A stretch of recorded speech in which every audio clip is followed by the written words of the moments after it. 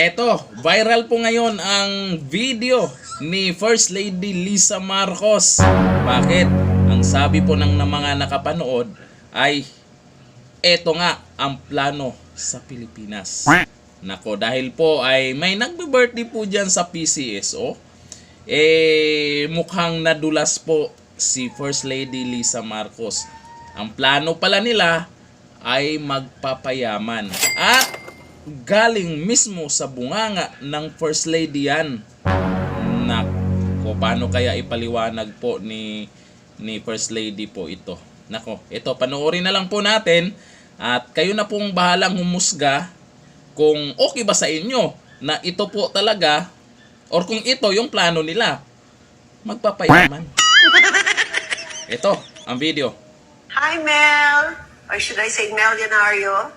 Just wanted to wish you a happy 60th birthday. Ako, senior citizen ka na, ha?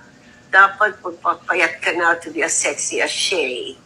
We love you, Mel. I wish you all the best today and for the next 60th year. Big hug. Happy birthday. Thank you for everything you've done for me, my family, for my husband.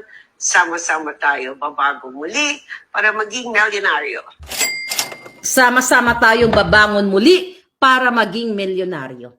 So, ibig sabihin, mga kababayan, talagang inuutusan, magkasabwat sila, yung talagang intention nila para kunin ang pera ng PCSO. Sa PCSO pa lang. Narinig nyo, sama-sama tayong muli para maging milyonaryo. It's not sama-sama tayong muli para ang mga kaibigan natin, mga taong bayan ay magiging maganda ang buhay. Akala ko ba naman sama-sama tayong babangon muli kasama yung taong bayan? Yun pala, sama-sama silang babangon muli, sila lang pala yung mga taga-PCSO, hindi pala tayo kasama. Hindi po natin gawa-gawa yan. Galing mismo yan kay First Lady Lisa Marcos, ha. Sama-sama tayong babangon muli para maging milyonaryo daw. Nako.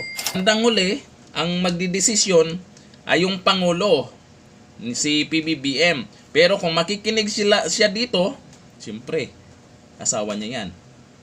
Hindi pwedeng hindi makikinig si PBBM dyan. Kung makikinig siya dyan at makikinig siya kay Tambaloslos, mukhang hindi maganda. Pero hintayin natin kung ano po yung plano. Sana po yung desisyon, kagustuhan ng Pangulo ang masusunod. Hindi sa kung sino man nakapaligid sa kanya. Kasi si PBBM ang binoto ng taong bayan. Nako, dami nagrereklamo dito na mag-ingat-ingat sa nakapaligid kay PBBM dahil ganito, ganyan, pakpak, ganon. Nakakadismaya din po talaga itong ganyan kasi tumatak na yan sa isipan po ng taong bayan yung sama-sama tayong babangon muli.